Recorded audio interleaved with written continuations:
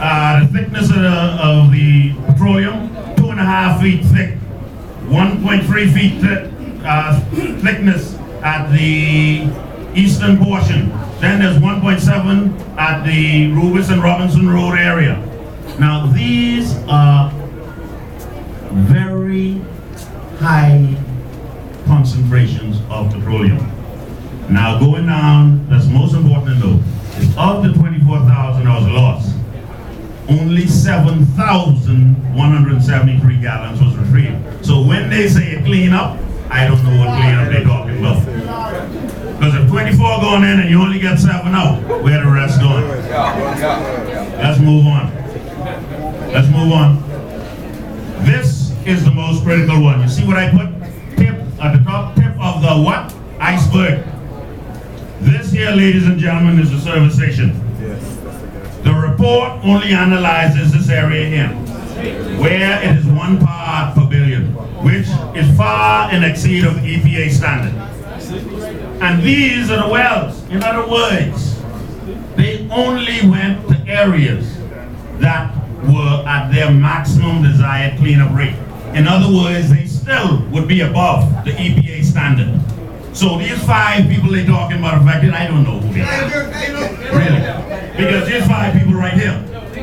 But all of these properties here in this area, all of these properties, that 1 billion far exceeds acceptable standards.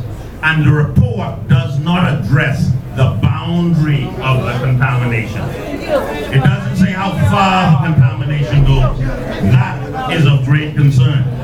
Because all that is clearly being stated in the report is that the cleanup must be concentrated in the areas that fall above, well actually are above their desired cleanup rate, which is 1 part per billion, when in fact the EPA standard is 0.39. In other words, they can leave the place higher than the EPA standard. That's the simplest way to put it. Let's move on. We can move on. Oh, sorry, no. What that did, don't worry about it, go ahead. What that was pointing from the report is that a boring was done on that site, which suggests that when they dug this deep well, it further contaminated the groundwater in their remediation. That's in the report. Notice I clipping them.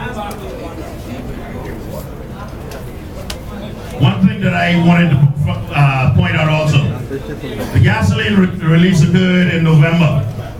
However, the product levels were not measured in the private wells until March. Now, it was reported in January, that's 3 months later, measured in the private wells.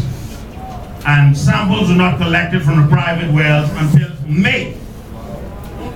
Are y'all sticking with me? Therefore, it is difficult to assess when the private wells on the north side of Robinson Road were first impacted.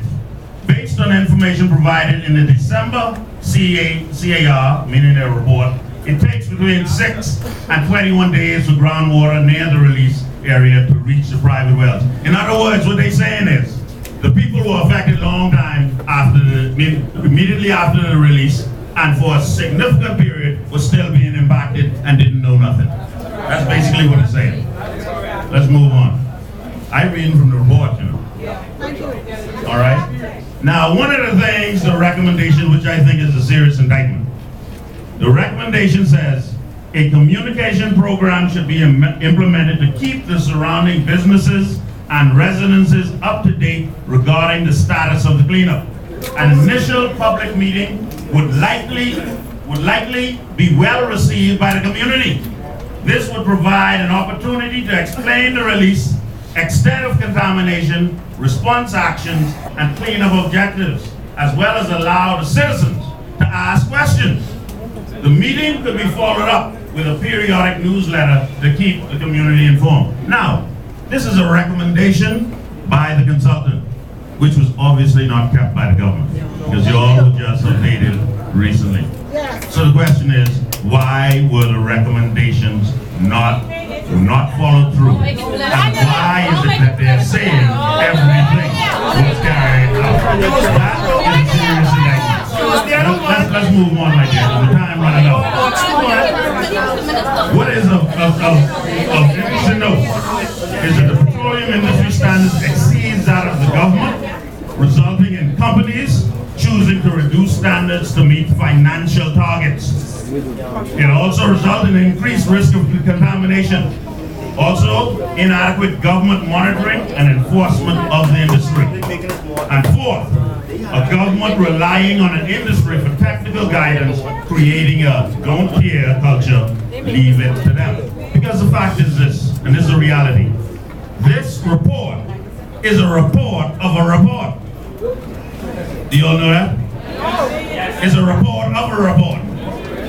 They began to write this report in October of 2019, almost a year after the legal good. That's when they began to write this report. Now moving on, let's go, I'm almost finished. Now when we look at the incident, first of all, one of the things that's clear was there's poor risk analysis for the site, because that determined what type of equipment and service station. There were operational deficiencies and processes. There was a slow response of the petroleum company, because they say they reported it, it was reported to them on January 19th. That ain't what the other people say. That ain't what the other people say. Who was doing the reporting?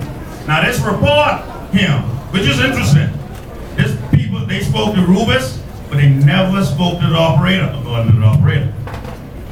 So how could you prosecute or persecute someone if you're using only the evidence from the prosecutor and can't hear from the defense? That's a serious indictment. In addition to that, the slow reporting to the Bahamian public, poor public awareness, is one of the first things you must do.